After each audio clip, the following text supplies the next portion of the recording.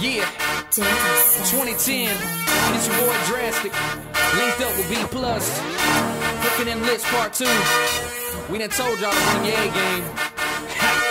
Yeah. You know as soon as I hit the water, it's about to go down. Get to the spot, now it's time to creep, so I drop that trolling motor down. We still be hooking them lips, hooking them lips. We still hooking them lips, hooking them lips.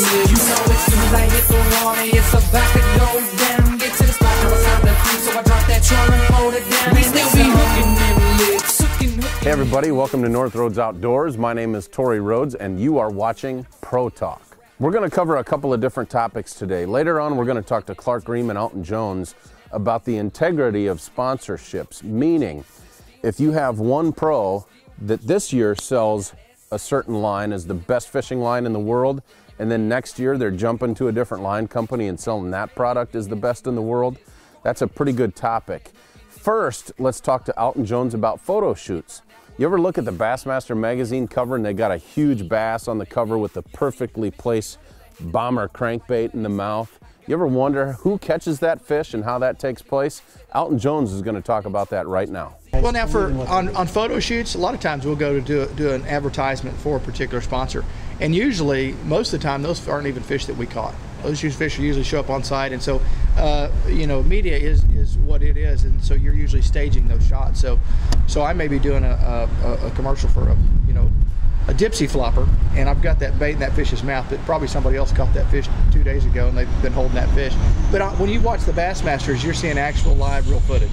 So when you see that bass come over the side of the boat, you know, that's the real deal. There's oh yeah, there's no question. They the Yum Dingers here. We've seen that time and I do have one rigged up here, by the way. And it works. And it works. It works. It works everywhere. They like it. Yeah. I haven't found many places it doesn't work. Yeah, I know.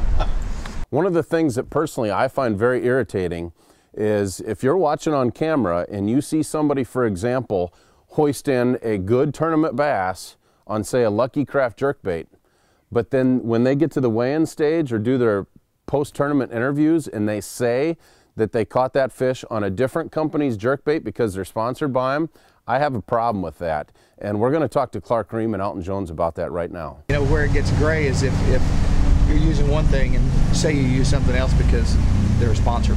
And I'm sure there's some of that goes around too. But you know, that's one of the great blessings about having had some degree of success in my career is it's really allowed me to be very picky with my sponsors and basically recruit the sponsors of the products that I use and that I love and have a lot of faith in. You know, that makes all the difference in the world. That's a huge advantage for you because you don't have to go into your box. Absolutely. Use this, the camera's on. That's right. I have the freedom to pretty well pick and choose. You know, I can run a Skeeter because it's my favorite boat. I can fish a Yum Dinger because it's my favorite bait, and you know, so that really helps. And sometimes I have to use a bait that's not covered by one of my sponsors, and if I do that, I usually just either leave the bait unnamed or just say what I caught them on. But you know, that's the main thing. You just always want to be honest with the consumer out there on what you're doing. They do. I mean, everybody can name a guy that's had 3 or 4 different boat companies in the past 5 years, or if you switch rod companies over and over again, chasing deals. Yeah, you got to look at it as a business standpoint. But would you really believe some guy that said this line is the greatest line, and the next year he's saying this line is the greatest line? Behind the scenes, I know where a lot of guys are actually using other products, and their signature is on their own personal products, It just happens, and you got to pay bills, but at the same time, you got to look in the mirror. All right, once again, thank you, Alton and Clark, for being upfront with that. And tell us what you guys think.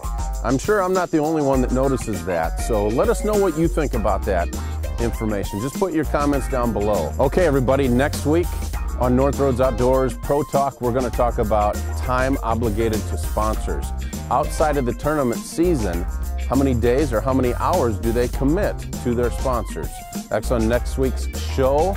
If you have any questions or comments, put them down below. Check us out on Facebook. Thanks for watching, guys, and we will see you next week.